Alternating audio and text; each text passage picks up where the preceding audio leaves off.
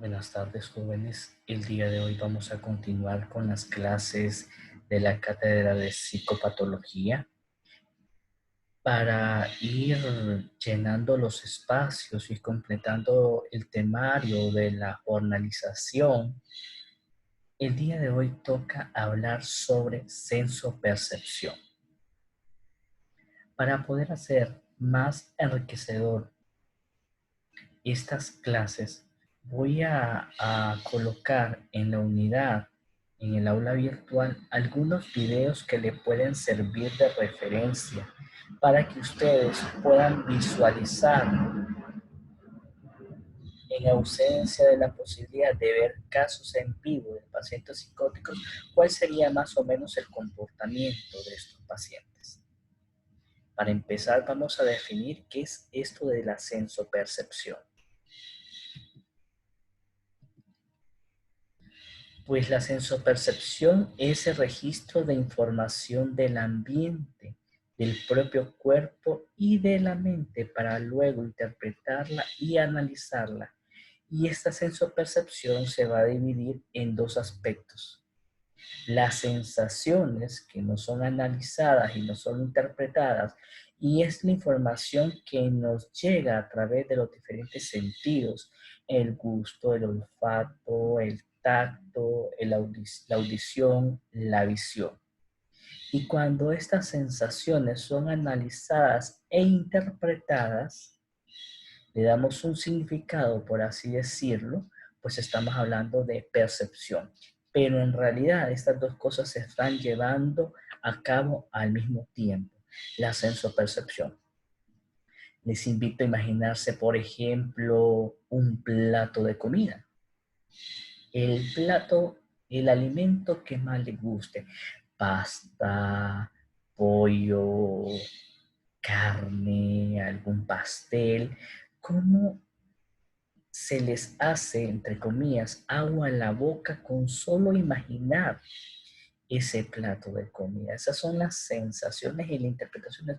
O de repente sentimos el olor de un perfume en una persona X. Y ahí asociamos ese olor de perfume con una idea. Lo asociamos con recuerdo que es el perfume que usa mi padre, que usa mi madre, que usa mi novia, mi novio. Entonces ahí le estamos dando una interpretación, un análisis de la sensación que estamos recibiendo. Bien. Las sensaciones en sí son los elementos básicos para que haya percepción. Son los fenómenos cognitivos más simples. Como ya lo había mencionado, no es analizada ni interpretada. Por ejemplo, es el registro de un sonido, de un dolor, de un olor.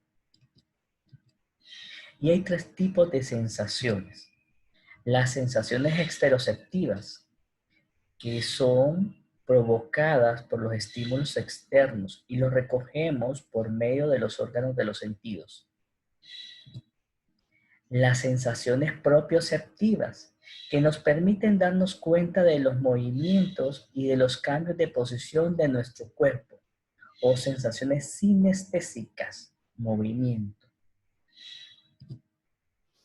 Y las sensaciones interoceptivas, que proceden de las vísceras, como la sensación de sed, hambre, dolor visceral, plenitud estomacal y vesical, náuseas y sensaciones sexuales. A estas también se le conocen como sensaciones senestésicas. A continuación vamos a hablar sobre la clasificación de los trastornos de las sensaciones. Y tenemos, como ya hemos visto en las clases anteriores, trastornos cuantitativos y trastornos cualitativos. Los trastornos cuantitativos: cantidad, hipoestesia o anestesia, analgesia o hiperestesia. Dentro de los trastornos cualitativos, las parestesias. Para hacer una introducción de este tema, vamos a decir que los trastornos cuantitativos por lo general van a estar asociados a problemas orgánicos o muchas veces al efecto de drogas, de medicamentos o a algún trastorno orgánico o podría estar relacionado con esquizofrenia. Los trastornos cualitativos pues sí se pueden presentar en algunos trastornos mentales, como lo vamos a ver a continuación.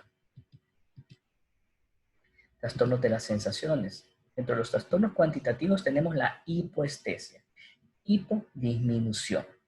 La hipoestesia es disminución de uno o varios tipos de sensibilidad. Esta puede ser generalizada o localizada. Anestesia, abolición de uno o varios tipos de sensibilidad. Analgesia, pérdida de la sensibilidad al dolor y puede ser generalizada o localizada. La hiperestesia, aumento de la sensibilidad. Aquí, por ejemplo, podríamos tener la fotofobia, que se podría dar en los casos de migraña. No sé si alguno de ustedes ha padecido crisis de migrañosas o conocen a alguien que cursa con esta enfermedad. Les puede hablar de la dificultad o de la incomodidad que puede sentir al estar en contacto con la luz. Y la hiperacusia, que los sonidos se vuelven muy incómodos. Vaya, a veces hago la broma yo en las clases, que de repente alguien que se haya pasado de copas, probablemente puede tener una hiperacusia, que cualquier ruidito puede generar incomodidad, aun por muy leve que sea el ruido. Como le había mencionado, cuando se presentan en psiquiatría estos trastornos podrían estar relacionados con esquizofrenia catatónica, trastornos depresivos graves, intoxicaciones por alcohol y otras drogas, y también a trastornos disociativos o conversivos. Y algunos de estos también en trastornos orgánicos. Trastornos cualitativos, las parestesias. Y probablemente esta de las parestesias podría ser sensaciones bastante familiares a nuestro día a día. Es una sensación desagradable como de cosquilleo, de hormigueo, punzadas, tirones, que todos en algún momento podemos sentir cuando de repente dormimos mal, cuando presionamos nuestras piernas, nuestros brazos, podemos sentir cómo se nos duerme, entre comillas, el, alguna parte de la mano, la pierna, la cara. Y esto se puede dar con mayor frecuencia en trastornos de ansiedad o por depresión. La gente puede sentir en los trastornos de ansiedad como una parte del cuerpo se lo duerme y puede asociarlo incluso con derrame cerebral, con un evento cerebrovascular, con un problema del corazón.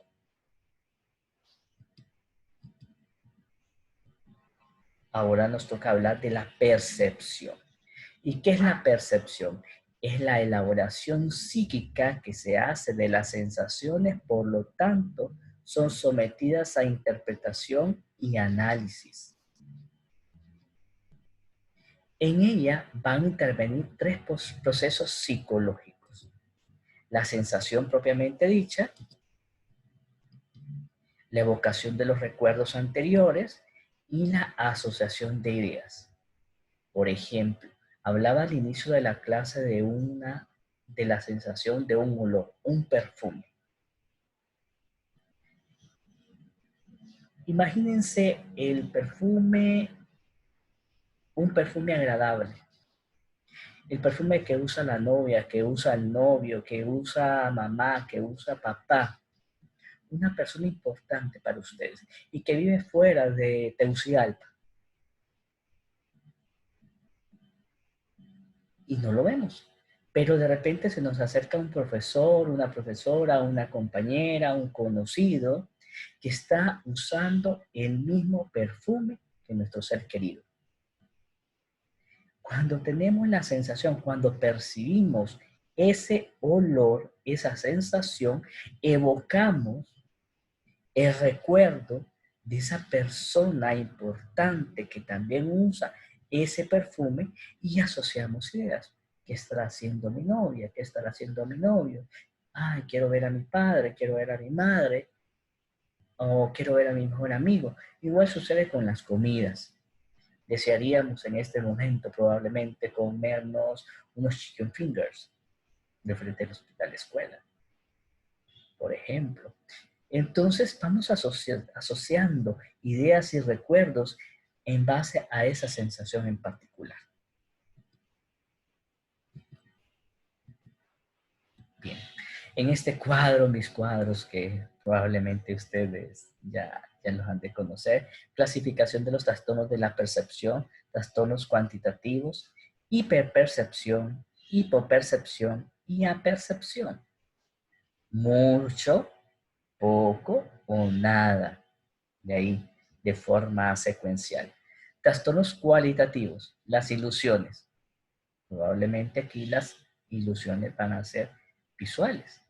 Y las alucinaciones, visuales, auditivas, olfativas, gustativas, táctiles, sinestésicas, senestésicas e hípnicas. Trastornos cualitativos. Las ilusiones es distorsión de un objeto.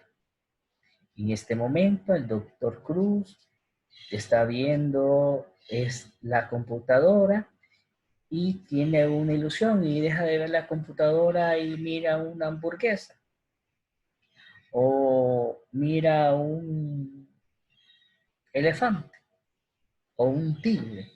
Estoy teniendo una distorsión del objeto. A eso se le llama ilusión. Y la alucinación es la percepción sin objeto. No hay nada.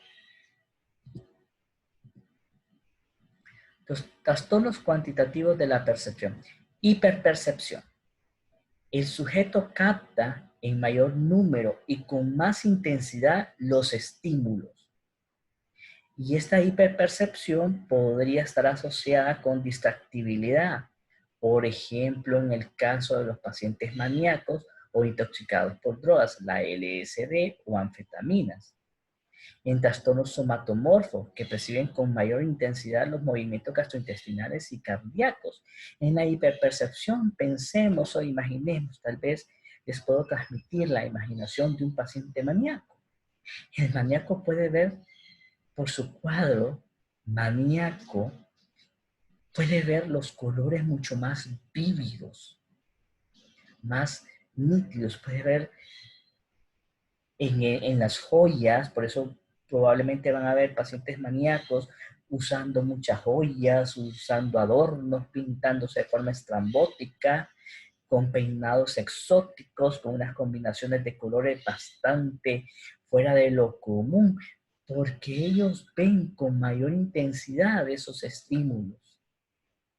Igual los pacientes con drogas pueden ver cuestiones, pueden reír, pueden disfrutar, pueden tener sensaciones corporales extrañas, agradables o desagradables. Esos viajes, entre comillas, que puedan tener. Y los pacientes con trastornos somatomorfos que perciben con mayor intensidad los movimientos gastrointestinales y cardíacos, por ejemplo, en el paciente ansioso, una de las cosas que suceden en los pacientes ansiosos es, por ejemplo, cuando se les mueve o les brinca el ojo. Entonces los pacientes pueden percibir cómo el ojo se les cierra, que están sintiendo ese movimiento de algunas fasciculaciones que no son percibidas por estas personas, pero que el paciente siente como que se le cierra el ojo. También el paciente que puede sentir que se le sale el corazón, o que se le sale, o que se le forma un nudo en la garganta, o un nudo, o se le cierra el estómago. Esas son hiperpercepciones y son movimientos gastrointestinales y cardíacos normales, pero que los pacientes lo perciben con mucha más intensidad. Lo contrario, la hiperpercepción es la hipopercepción. El paciente capta los estímulos con menor número e intensidad y se va a ver en pacientes con depresión, en trastornos conversivos, en estado hipnótico y tal vez en pacientes con síndrome con funcional agudo o delirio. Entonces, de repente, el paciente con depresión, con una depresión grave, pierde el apetito. Entonces, esto es importante porque nos podría explicar uno de los síntomas del síndrome depresivo, la pérdida del apetito. El paciente con depresión grave podría perder esa sensación. Y la percepción es la ausencia de percepción que afecta a uno o varios sentidos por lesión del sistema nervioso central o por un mecanismo psicológico de tipo conversivo. Estamos hablando de pacientes disociativos.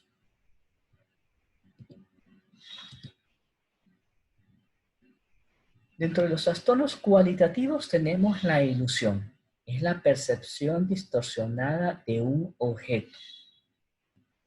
El individuo, el paciente, la persona ve el objeto, pero lo interpreta, lo percibe de una forma distorsionada. Hay una silla, pero todos los demás ven una silla, pero él puede ver un tigre, o un león, o un sapo. Todos pueden ver una faja o un lazo y el paciente la percibe como que si fuese una serpiente. Es la percepción distorsionada de un objeto, la ilusión. Es importante recalcar, para que las sensaciones sean nítidamente interpretadas, se requiere un buen funcionamiento normal de los sentidos. Ahí podríamos hacer un diagnóstico diferencial. El buen funcionamiento de las vías sensoriales y de las áreas corticales primarias y de asociación. Esto desde el punto de vista orgánico, pero también necesitamos, como ya lo he planteado en las demás clases, un adecuado estado de conciencia.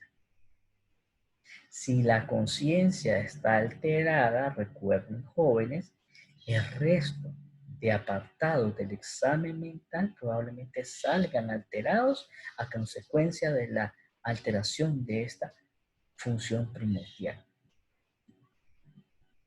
También la sensopercepción depende de la atención y del estado afectivo que el individuo tenga. Ya lo mencionamos, el paciente maníaco que está eufórico, que está alegre, que se sienta lleno de vitalidad, puede ver los colores mucho más vívidos, más intensos, todo lo ve color de rosa. En cambio, el paciente depresivo está ensimismado, puede ver el día gris, puede tener una visión blanco y negro de su mundo, por así decirlo.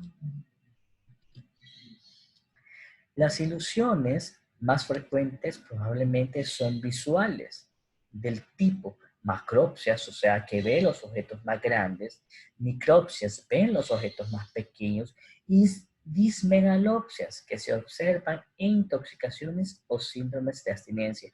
Y aquí ven los pacientes los objetos como deformados. Macropsias y micropsias, hay cuentos como los viajes de Gulliver, tenemos a los liliputienses. Dentro de esta literatura tenemos el cuento de Alicia en el País de las Maravillas, donde ella tiene este tipo de ilusiones de macropsias y de micropsias. Estos cuadros de ilusiones se pueden dar en síndrome de abstinencia por drogas o alcohol y en epilepsia del lóbulo temporal. De hecho, en neurología hay un cuadro que se llama Alicia en el País de las Maravillas. Aquí tenemos en esta viaje, el viaje de Gulliver, una película, pero está la obra literaria, que si tienen oportunidad de leerla, pues se los recomiendo. En la imagen número 3 tenemos una pictografía de Alicia en el País de las Maravillas. Y en medio, pues tenemos lo que podríamos, así se lo estoy ilustrando, la dismegalopsia, la deformación del objeto. Eso obviamente es como un salón de espejos.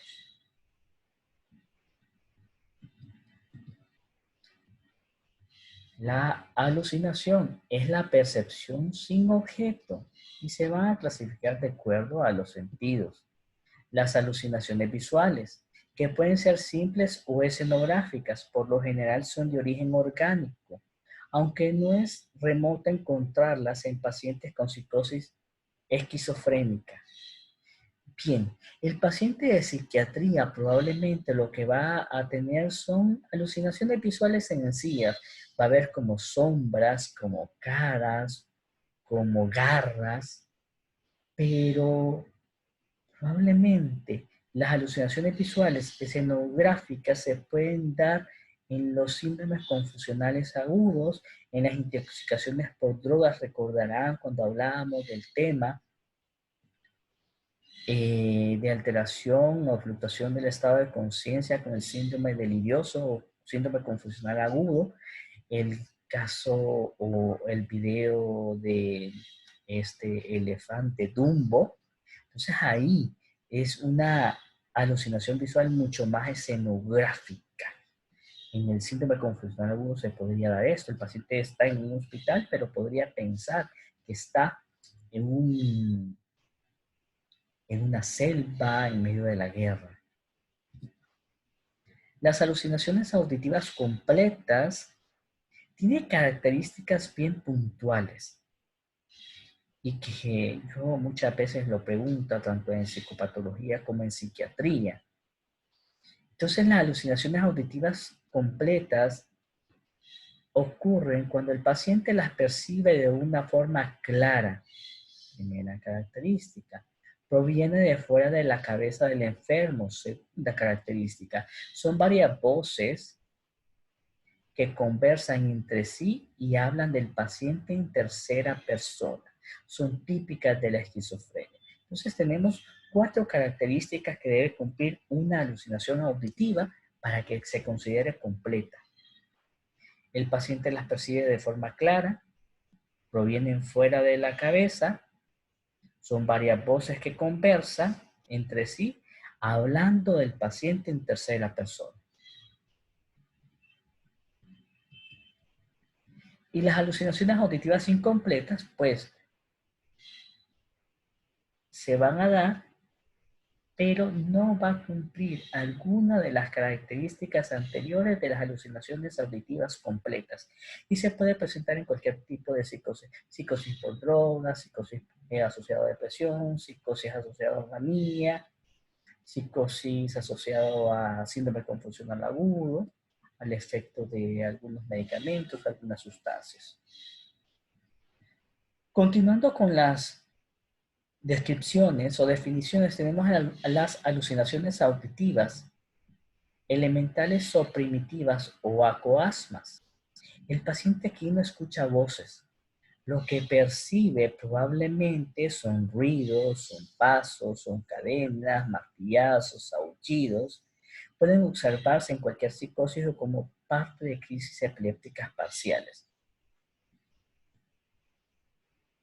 Tal vez el ejemplo que les voy a dar no se trata de alucinaciones auditivas o elementales o primitivas, pero podría servirles de referencia. Cuando de repente somos miedosos y nos quedamos solos en la casa, podemos sentir cómo hay pasos adentro, afuera de la casa, como de repente se escuchan ruidos.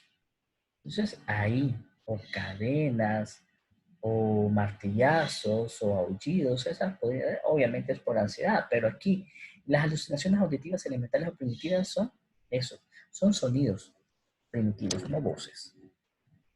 Fonemas. Las fonemas se le llama a las palabras o frases como amenaza, blasfemias, proposiciones eróticas o groseras que se presentan en las alucinaciones auditivas completas e incompletas. Pensemos en un paciente psicótico, depresivo, que comience a escuchar, mátate, mátate, no sirves para nada. Y lo escucha, esos son fonemas. O en el paciente maníaco, una voz que le pueda decir, sos el rey del mundo, sos el hombre más guapo, o cualquier otra cosa. Las alucinaciones olfativas y las alucinaciones gustativas probablemente tienen un componente mucho más orgánico. Las alucinaciones olfativas en la mayoría de casos son desagradables, pueden ser olores a sangre, a carne putrefacta, a olor a pudrición, son cacosmias y se pueden dar en crisis epilépticas de hongos. Pueden presentarse con olores premonitorios al ataque de migraña. Las alucinaciones gustativas siempre se encuentran asociadas a un trastorno del pensamiento y las alteraciones del pensamiento están frecuentemente presentes en los cuadros de esquizofrenia, como vamos a ver en el tema de pensamiento más adelante. Las alucinaciones táctiles podrían ocurrir en aquellos pacientes y se pueden manifestar con la sensación de que le andan animales pequeños caminando debajo de la piel. Otras veces puede tener sensaciones eléctricas, sensaciones sexuales y se pueden dar en síndromes cerebrales orgánicos y esquizofrenia. Una vez me tocó atender a mí un paciente que tenía alucinaciones táctiles y sentía como hormiguitas o animalitos que le corrían por la piel.